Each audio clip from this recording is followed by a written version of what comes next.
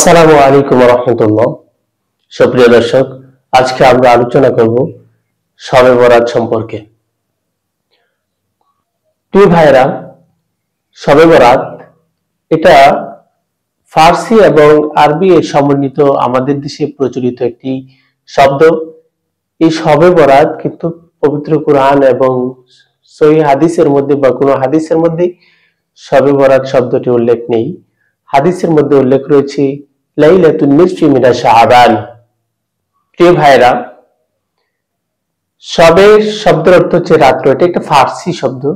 শবে শব্দের অর্থ রাত্র, আর বারাআত শব্দের অর্থ মুক্তি। আল্লাহ সুবহানাহু ওয়া তাআলা যেহেতু এই শাবান মাসের মধ্য রজনী অর্থাৎ লাইলাতুন নিসফি মিনাশ শাবান যেটাকে হাদিসে বলা হয়েছে, সেটা সেই রাত্রটিকে আমরা শবে বরাত বলে থাকি। যেহেতু এই রাত্রে আল্লাহ সুবহানাহু ওয়া তাআলা অসংখ্য অগণিত মানুষকে আল্লাহ সুবহানাহু ওয়া তাআলা ক্ষমা করে দেন, জাহান্নাম থেকে মুক্তি দেন, এজন্য এই রাত্রকে শবে বরাত বলা হয়ে থাকে। প্রিয় ভাইরা, শবে বরাত, এবছরের শবে বরাত হচ্ছে আগামী শুক্রবার অর্থাৎ 14ই ফেব্রুয়ারি দিবাগত রাত, যেটি 14ই ফেব্রুয়ারি দিবাগত রাত, আরবি শাবান মাসের 14 তারিখ দিবাগত রাত হচ্ছে লাইলাতুন নিসফি মিনাশ শাবান অর্থাৎ শবে বরাত। আমরা এই শবে বরাত সম্পর্কে আমরা হাদিস থেকে যা জানি তা আমরা জেনে নেই। তবে একটি কথা মনে রাখতে হবে, এই শবে বরাত সম্পর্কে কিছু মানুষ বাড়াবাড়ি করছে, আবার কিছু মানুষ ছাড়াছাড়ি করছে। আমরা বাড়াবাড়ির পর্যায়ে যাব না, আমরা ছাড়াছাড়ি পর্যায়ে যাব না। এই শবে বরাতের মধ্যে যে আমলগুলো রয়েছে একেবারে নিতান্তই নফল আমল, সেগুলো নিয়ে কোনো বাড়াবাড়ি করার কোনো সুযোগ নেই। এই বিষয়টি আজকে আমরা আলোচনা করব, ধাপে ধাপে আলোচনা করব। আসুন প্রথম আমরা জেনে নেই, এই আমরা যে লাইলাতুন নিসফি মিনাশ শাবান শবে বরাত যে আমল করব, এর কোনো ফজিলত হাদিসের মধ্যে আছে কিনা।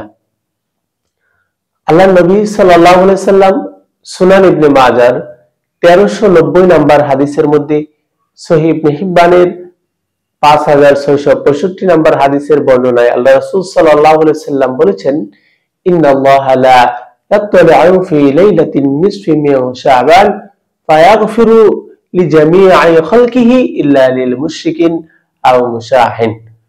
আল্লাহ নবী সাল্লাল্লাহু আলাইহি সাল্লাম সুনান ইবনে মাজার 1390 নম্বর এই হাদিসের মধ্যে রাসূল সাল্লাল্লাহু আলাইহি সাল্লাম বর্ণনা করেছেন, আল্লাহ সুবহানাহু ওয়া তাআলা এই লাইলাতুন নিসফি মিন শাবান, এই অর্থাৎ শবে বরাতের রাতে আল্লাহ সুবহানাহু ওয়া তাআলা সকল মাখলুকের দিকে ক্ষমার দৃষ্টিতে তাকান, অর্থাৎ সকল মাখলুককে ক্ষমা করে দেন, তবে কিছু মানুষকে ক্ষমা করেন না।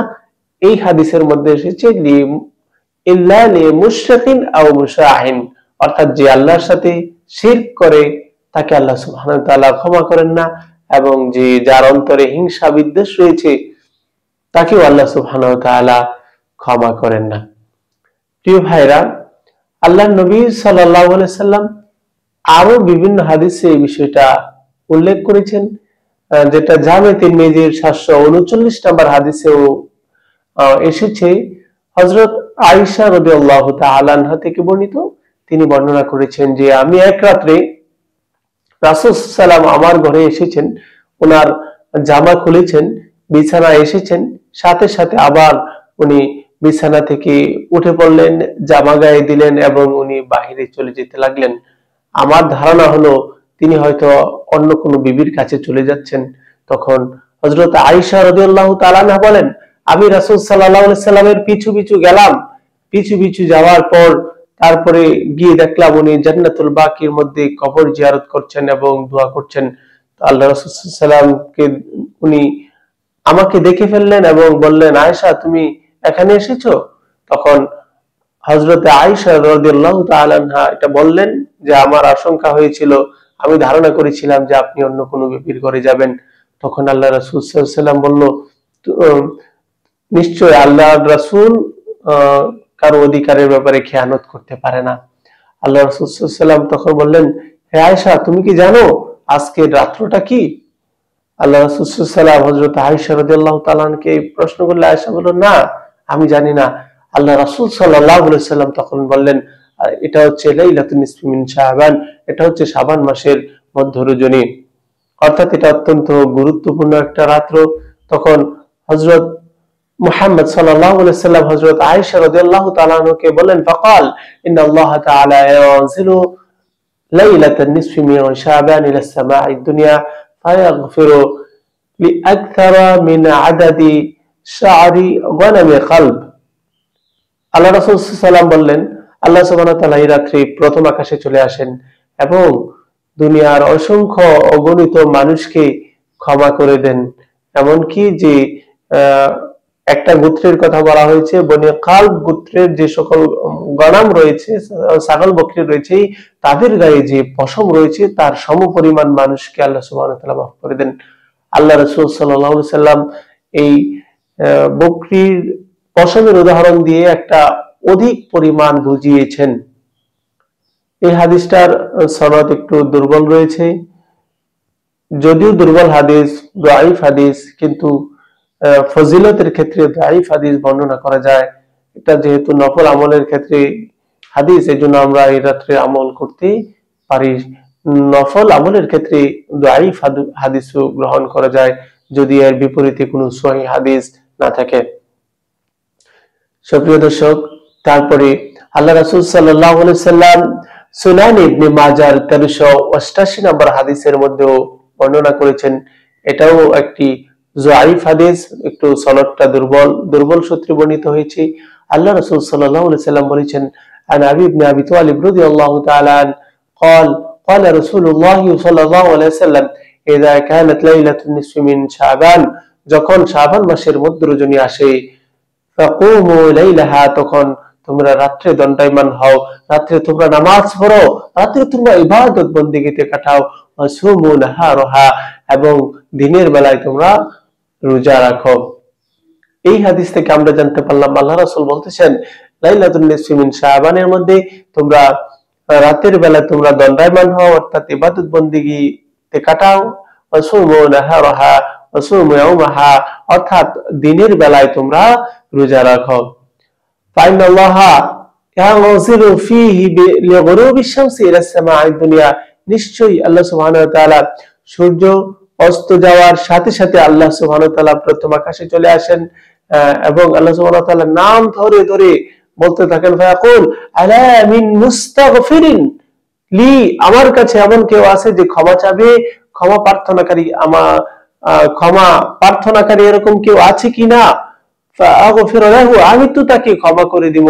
আলা মুস্তারজিকিন, আলা মুস্তারজিকিন, এমন কি কেউ আছে যে রিজিক প্রার্থী, আমার কাছে রিজিক চায়, ফারযুকহু, আমি তাকে রিজিক দান করব, অসংখ্য অগণিত রিজিক দান করব। আলা মুবতালান ফাআফিয়াহু, এমন কি কেউ আছে যে কোনো বিপদগ্রস্ত, কোনো সমস্যায় পতিত হয়েছে, সে আমার কাছে যদি ক্ষমা চায়, সে আমার কাছে যদি তার এই বিপদ থেকে মুক্তি চায়, তার সবকিছু থেকে আহসান চায়, আমি তাকে বিপদ থেকে মুক্তি দিয়ে দেব। আলা কাযা কাযা, আল্লাহ সুবহানাহু ওয়া তাআলা এরকম ভাবে বিভিন্ন সমস্যার কথা নাম ধরে ধরে আল্লাহ সুবহানাহু ওয়া তাআলা আকাশে এসে বলতে থাকেন, হাত্তা ইয়াতলু আল ফাজর, এমনকি ফজর পর্যন্ত এরকম ঘোষণা আসতে থাকে।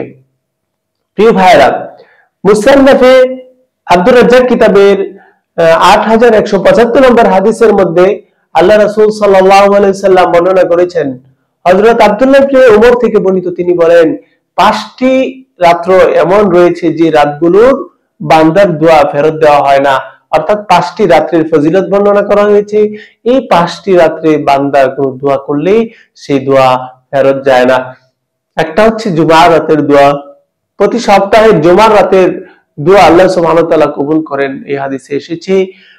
দ্বিতীয় হচ্ছে রজব মাসের প্রথম রাতের দোয়া, রজব মাসের প্রথম রাতের দোয়া আল্লাহ সুবহানাহু ওয়া তাআলা ফেরত দেন না।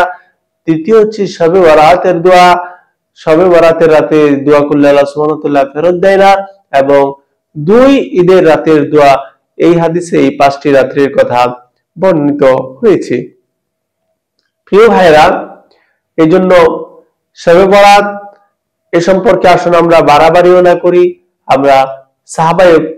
আমরা ছাড়াছাড়িও না করি। প্রায় 10 জন সাহাবায়ে কেরাম থেকে লাইলাতুন নিসফি মিন শাবান অর্থাৎ শবে বরাতের আমল বর্ণিত হয়েছে।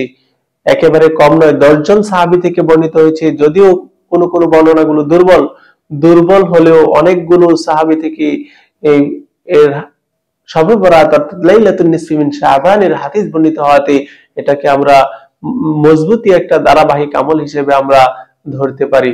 তবে সে আমলটা আমরা কি আমল করতে পারি, কিভাবে আমল করতে পারি, সামনে আমরা সেই বিষয়ে কথা বলবো। পরবর্তী ভিডিওটা দিকে আপনারা চোখ রাখুন এবং লাইলাতুন নিসফি মিন শাবান এটা আপনারা আল্লাহর ইবাদত বন্দেগীতে কাটানোর মতো মন মানসিকতা নিয়ত করে ফেলুন। আল্লাহ সুবহানাহু ওয়া তাআলা আমাদেরকে কবুল করুন। আমিন।